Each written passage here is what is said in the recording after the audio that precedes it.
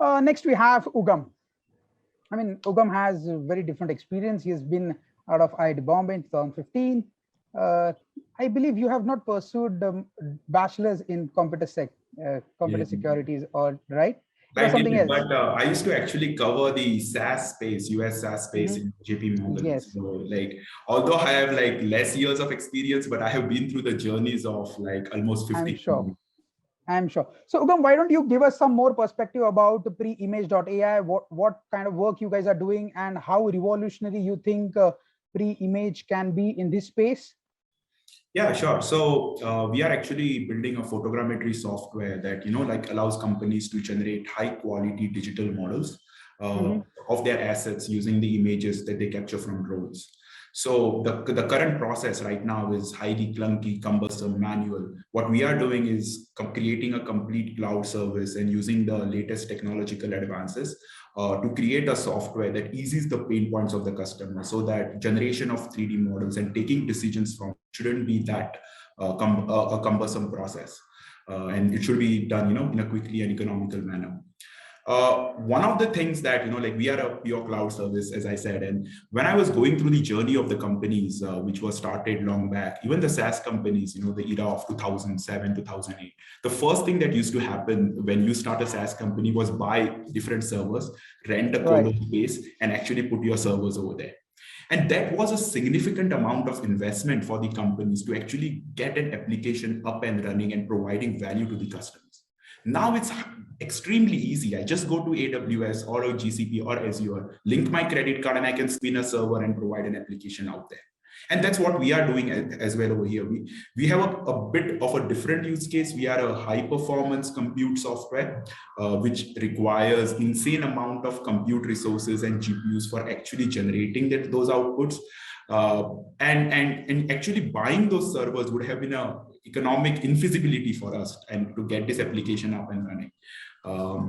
Especially like we are in the 20s, nobody would have given us millions of dollars to just buy servers. So yeah, the benefit of cloud is tangible.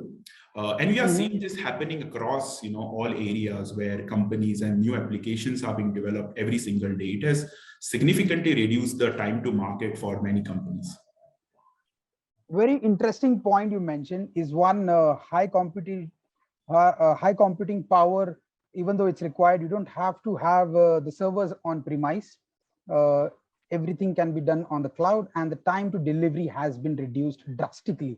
I mean, I can't imagine when people had to just wait to get one thing processed. Even we're talking about complex computations here. I mean, you are speaking about creating a 3D model by capturing images through drones, right? And everything is happening on the fly, on the cloud, and people are getting the reports the way they want it, and an interactive dashboard on their fingertips.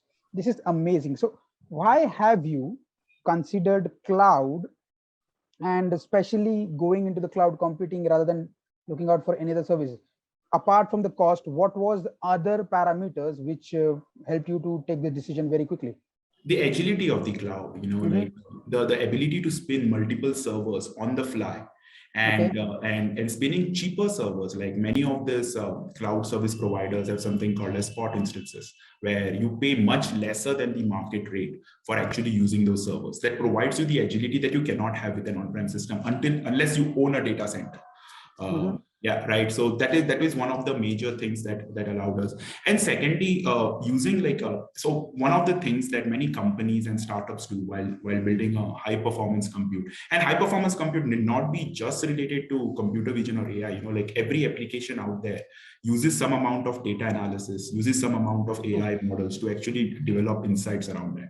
And most of the companies buy CPUs and GPUs and ask developers to develop on those particular systems. Firstly, it brings in friction. People have to be in office to do that.